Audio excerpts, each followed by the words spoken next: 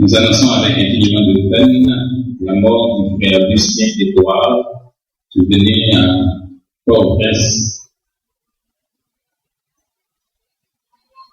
le 26 juin 2014 à l'âge de 77 ans.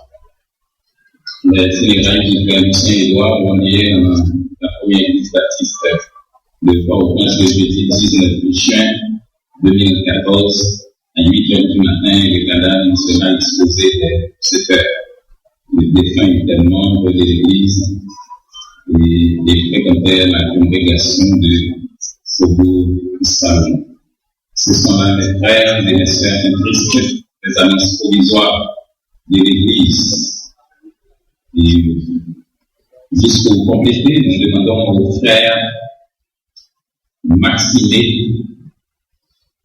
Antoine de bien vouloir rencontrer sur la cour de l'église M. Ronny Gilles. Il est probablement le secrétariat de l'église. Et aussi la congrégation de Faubourg Salomon, la jeunesse, qui célèbre son 56e anniversaire à travers une conférence qui commence demain avec votre serviteur sur la jeunesse chrétienne face à l'écuménisme, et mercredi prochain, Maître Patrick Laurent, la jeunesse et la politique, et vendredi 20, Pasteur Henri Jean-Pierre, la jeunesse chrétienne face au signe des Illuminatis. Et le 56e à Faubourg, à la jeunesse de Faubourg Salomon. Comme je vous dis, ce sont là les annonces provisoires de l'Église. Mais l'annonce qui ne peut pas attendre, c'est que Jésus reviendra. Et comme tel, nous devons travailler pour dire ensemble, Maranatha, Christ revient, car Christ en nous l'espérance de la gloire. Avant d'écouter la prédication du jour qui sera présentée par le pasteur Karen Célestin, je vous invite, frères et sœurs dans la foi, à chanter les versets du cantique. Le ciel était voilé, la route était obscure, voyageurs désolés, j'étais à l'aventure, chacun produit chauffeur était une menace. Et je cherchais en vain la porte de la grâce. Et je vis sur le seuil, debout dans la lumière, Jésus, quel doux accueil il fit à ma misère. Je t'attendais, pourquoi dit-il, pauvre à ma place? Bien juste tard, c'est moi qui suis la grâce. Cantique inscrit au numéro 306 de notre recueil des chants d'espérance, section française, sur les ailes de la foi 504, par le cantique populaire de 586. Et si vous avez le recueil de brise et éleille, c'est le numéro 60. Je vous invite à vous lever pour chanter allègrement les 4 versets de ces cantiques.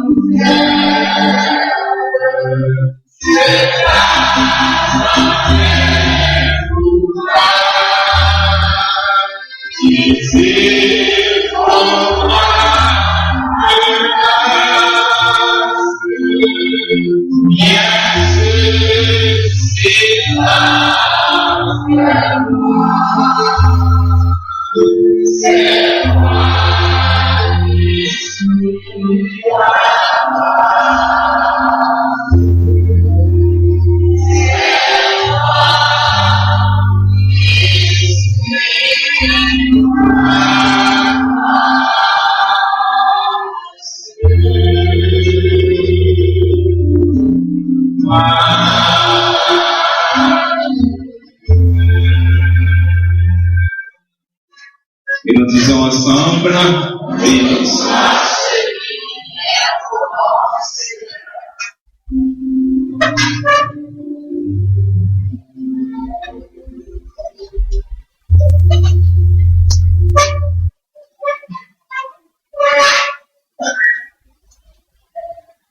Je rappelle pour ceux et celles qui n'étaient pas là, au moment où la lecture d'où sera tirée, notre méditation a été faite, que celle-ci a été faite dans 1 Thessaloniciens chapitre 2, verset 10 à 12. Juste avant de commencer, j'aimerais demander à tous les papas qui sont ici de chemin de mouvement.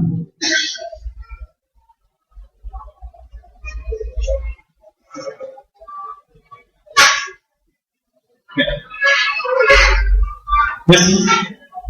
Merci.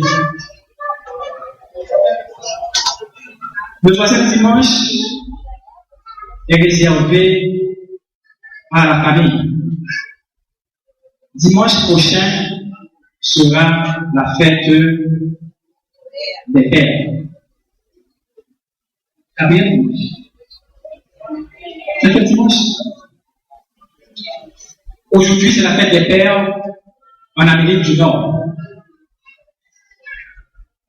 Porter un message pour la fête des pères ou porter un message qui traite des papas, pour moi, n'est jamais chose facile. Et la raison est simple, c'est parce que les pères sont tellement décriés chez nous. lorsque j'observe les messages qui parlent, qui sont portés sur la fête des mères,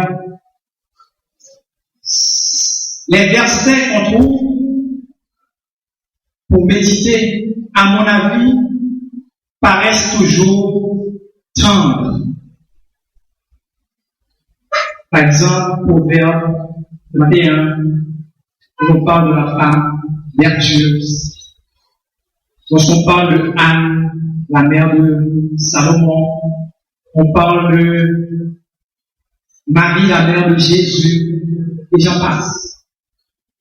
Par contre, quand on veut méditer sur la fête des pères ou sur les papas, on trouve des versets du genre Père, n'attristez pas, n'irritez pas vos enfants, n'irritez pas. Déjà, vous pouvez faire la différence, la tendresse et. Mais, étant donné que, malgré tout, je suis convaincu, persuadé qu'il y a des pères qui sont exemplaires. Je pense à Joseph, le père nourricier de Jésus. Je pense à Zébédée, le papa des deux disciples de Jésus, deux disciples de Jésus. Et je suis convaincu aussi qu'il y en a ici ce matin. C'est donc avec joie, malgré tout, que, avec l'aide du Saint-Esprit de Dieu, nous allons réfléchir un peu sur les papas, sur les pères. Pour votre proverbe, toutefois, ou in limite, j'aimerais vous rappeler que la fête des pères actuelle remonte au XXe siècle. Et ceci a été initié par une dame, une américaine, du nom de Sonora Smart Dodd. Cette dame voulait souligner le mérite de son papa. Son papa qui, seul, depuis son veuvage, élevait sa fille et ses nombreux frères et sœurs. Reconnaissante, Sonora proposa une célébration comparable à celle de la fête des mères. Ainsi, en 1924, le président américain Calvin Coolidge se montra favorable à la création d'une journée nationale consacrée aux pères. Mais ce n'est que récemment, en 1966, que le président Lyndon B. Johnson l'institua officiellement en fixant la date au 3e dimanche du mois de juin. Entre-temps, l'idée a fait son chemin dans le monde. Et c'est ainsi que nous autres aussi, nous avons adopté, pour moi c'était toujours le 4e, mais le 5e dimanche, pour fêter les pères. Mais quelle fête! Quand on considère un père, on a toujours tendance à ne regarder que l'aspect autoritaire. Mais ce matin, je veux considérer avec vous d'autres aspects du père, d'autres facettes du papa. Et c'est pourquoi le titre de notre méditation de ce matin est « Qu'est-ce qu'un papa ?» ou, si vous voulez, quels sont les qualificatifs d'un papa ou d'un vrai papa. Mes frères et mes sœurs,